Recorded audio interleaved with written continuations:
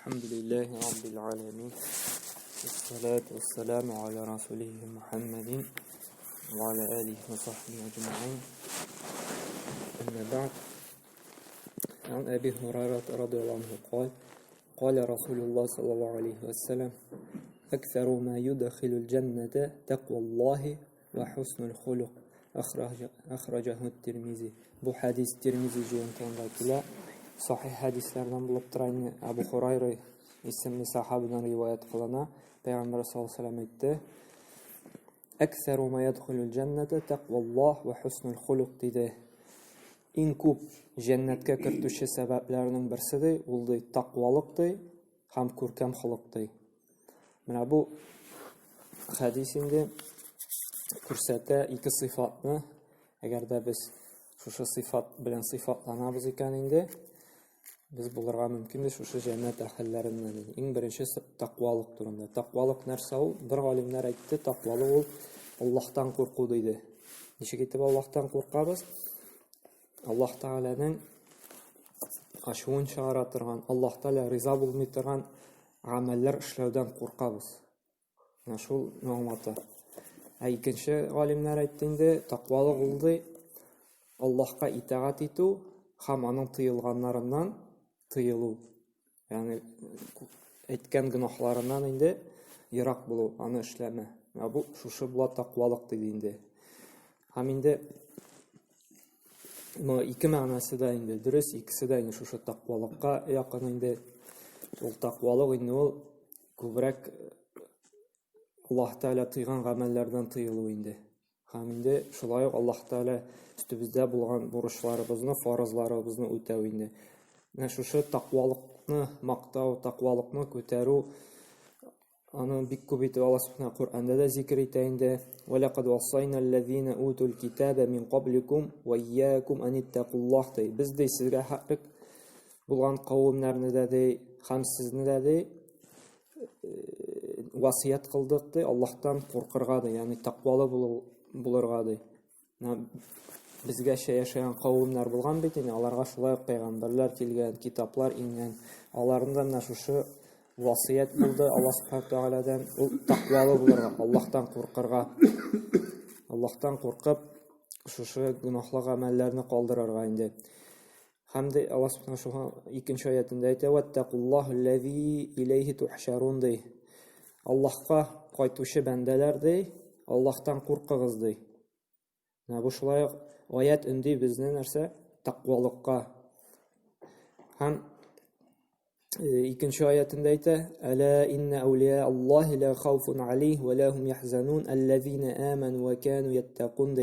Allohning avliyalari ularda shu qiyomat kunida birni qo'rquda, ko'ngilsizlanuvda bo'lmayacaqdi. Qiyomat kunida endi. Chunki de narsada allazina amanu va kanu yattaqun. Chunki ularda iymon keltirib Allohdan qo'rqib yashagan bandalar edi, taqvoli bo'lganlar edi bu dunyoda. Agarda biz bu dunyoda taqvoli kelish, Allohga iymon keltirib yashaymiz ekan, Allohdan qo'rqib, uning tiyganlaridan tiyilib endi qiyomat kunida endi shu avliyalar kabi endi biz qiyomat kunida qo'rquvda bo'lmayacaq, ham endi ko'ngilsizlanuvda bo'lmayacaq endi. Ham Alloh subhanahu taolo jannatga kiritacak endi. Shulay Payg'ambar sollallohu ikkinchi hadisida aytadi, Buxoriy juz'ida keltirilgan endi ittaqulloh va adilu bayna auladikum dey. Allohdan qo'rqig'iz dey. Bunda shulay taqvolikqa itara undi Allohdan qo'rqirg'ayma va adilu bayna auladikum dey. Ham bolalaringiz orasida dey adil bo'ling'iz dey. Mana bu birinchisi taqvolik bo'lsa, ikkinchisi adillik. Bolalar orasida adil bo'lu. Ularni birsin ko'tarib, birsin kimsatirga yaramay. Butinisini da bir tegiz adil etib qararga kerak. Ham mana shunday taqvolikqa chaqirgan Qur'onda bik ko'p oyatlar bor. Bik ko'p mana shu taqvolikning fazilati turida ko'rsatadi. Shunga ko'ra bizga da agarda jannatga kirishimiz kerak, bu sifatni o'zimizda bo'ldirga kerak. Endigina gunoh bo'lmasin, tirishirga kerak, uni qoldiru. Ham olimlar aytdim, bu tiyilu og'irroq ishlaganga qaraganda dey. Masalan, kishi dey namozda o'qirga mumkin dey, ro'zada tuturga mumkin, shu amirlarni o'tov yengilroq bo'lirga mumkin dey. Ammo lekin tiyilib qoluvdi og'irroq dey. Мәсәлән, берәр гөнаһлы гамәлләр, мәсәлән, алык бик күп таралган инде бигрәк тә авыл җирләрендә ул гайбәт, шулай бит ул гөнаһ Аллаһ Тәгалә каршында. Әмма ләкин намаз укысак та, ураза тотсак та гайбәткә кереп китәбез, шулай бит инде. Анда кешене бик каты сөйләргә яратабыз инде. Яхшы яктанмы, начар яктанмы инде. Әмма ләкин менә шушы гайбәтне калдырабыз икән, чөнки Аллаһ Тәгалә яратмый, пәйгамбәрбез тыйды дип инде. Менә бу тақвалыкның бер күрсәткече булып тора. Мәсәлән, бүтән төрле гөнаһ, мәсәлән, кайбер кеше вакытын, мәсәлән, бушка үткәрергә яратады, янә берни файдасыз кинолар карап анда, берни файда китермәгән мәҗлесләргә йөреп инде. Без бит вакытыбыз эчендә Аллаһ каршында җавап тотачакбыз, шулай бит инде. Ул намаз да укырга мөмкин, ураза да тотырга, башка төрле изге гамәлләр дә кылырга мөмкин. Әмма ләкин шушы үзенең шушы заифлыгын ул берничә җиңәлми. Шушы буш вакытын әрәм итә анда. Берни файдасыз анда кинолар карау, файдасыз мәҗлесләргә йөрергә. Аллаһ Тәгалә каршында ул шуның эчендә җавап бирәчәк. Шушы вакытының кадерен белмичә файдасызга үткәргәнгә.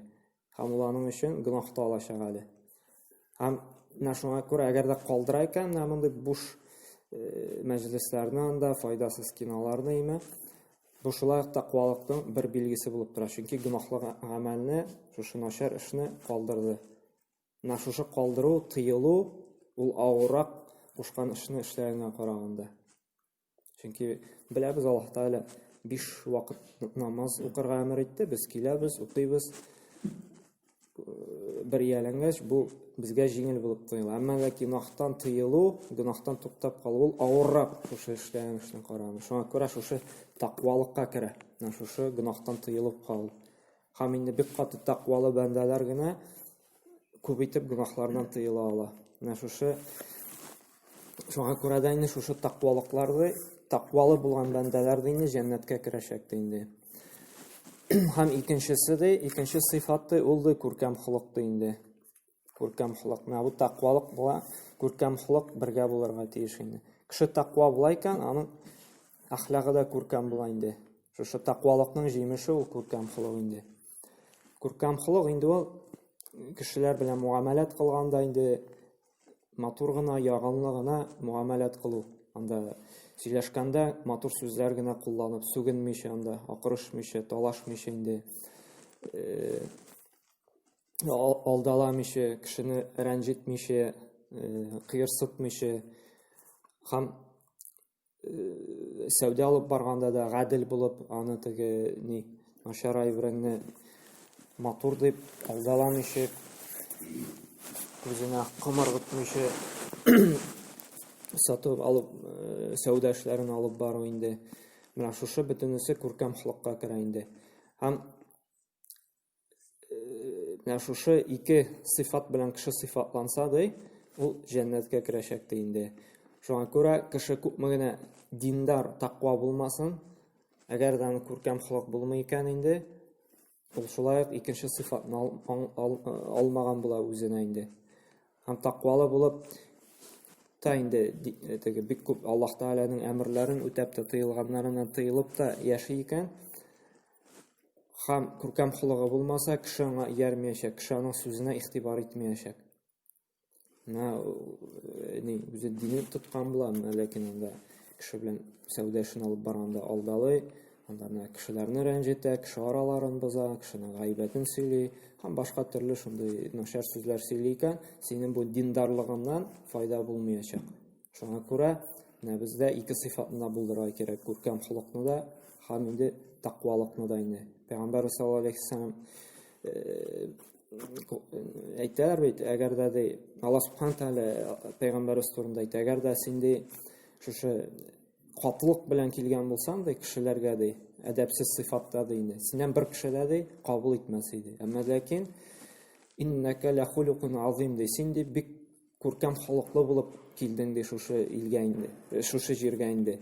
Һәм шуңа күрә күп кешеләр иярделәр сиңа Аллаһ субхана тәгалә пәйгамбәрбезне инде сүрәтләп әйткәндә инде. Шуңа күрә пәйгамбәр саллаллаһу алейһи ва саллям шушы күркәм холыклы булды, аның артыннан инде бик күп кешеләр иярде. Һәм бездә менә шушы күркәм холыкны инде, шушы ислам әдәбен без үзебезгә дә булдырырга тиешбез инде. Шушы күркәм холыкны без инде булдыра алабыз, шушы Пәйгамбәр саллаллаһу алейһи ва сәлләмнең әдәбенә карап, ул өйрәткәнчә һәм аның хадисләреннән ул ничек муамәләт кылды гаиләсендә, балалар белән, кардәшләре белән, анда бүтән дин кешеләре белән, бөтенсенә шушы өйрәткән хадисләреннән, галимнәр шушы күркәм холыкны язып калдырган китаплардан без укып, өйрәнеп инде үзебездә шушы күркәм холыкны булдырырга тиешбез инде. Һәм шушы үзебездә булдырып, үзебезнең үрнәк белән инде кешеләрне дә дингә җәлеп итәргә, дингә тартырга тиешбез инде. Һәм инде Аллаһ Субханаһу ва тәвфиқ бирсә инде, шушы сәбәп булачак безнең җәннәткә керергә инде. Әмма ләкин бу сәбәп кенә була. Җәннәткә керәбез без Аллаһ Тәгаләнең рәхмәте белән генә. Чөнки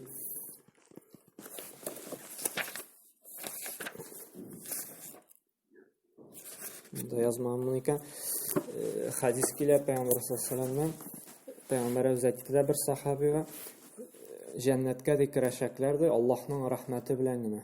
Аллаһның безгә карата фазиләте белән генә ди. Хәтта син дә ма Расулулла ди, сахаба ни гаҗәпләнеп, әйе, хәтта мин дә ди, Аллаһның рәхмәте белән генә җәннәткә керә алабыз ди. Бу хадис күрсәтә, җәннәткә керәбез бары тик Аллаһның рәхмәте белән генә. Күпме гамәл кылмасак та, ахыр чиктә барыбер Аллаһның рәхмәте белән генә керә алабыз. Шул Аллаһның рәхмәтенә ирешер өчен, Аллаһның фазиләтен алыр өчен безгә каратаймы? Безгә күп итеп шушы изге гамәлләр җәннәткә илтә торган сәбәпләрне күбрәк кылырга кирәк. Шушы кыямәт көнендә Аллаһ Субханаһу ва тәгалә безгә хисап кылганда, шу изге гамәлләребезне күреп, изге гамәлләребезне күп икәнен күреп инде Аллаһ Тәгаләнең рәхмәтенә ирешә алачакбыз инде. Әмма ләкин инде шушы җәннәткә керү, шушы гамәлләр ул сәбәп кенә. Шушы изге гамәл кылып, әле мин җәннәтле булам дигән беребезнең дә гарантия юк. Бу сәбәп кенә булып тора. Аллаһның рәхмәтенә ирешә. Ахыр чиктә барыбер җәннәткә кертә Аллаһ Тәгалә үзе, аның рәхмәте генә. Әмма ләкин шушы сәбәпләрне инде без үзебездә булдырырга тиешбез. Аллаһның рәхмәтен аласыбыз килсә инде кыямәт көнендә инде. Субханакаллаһу ва бихамдика ва ашһаду ан ла илаһа илля анта, астагфирука ва атубу илейк.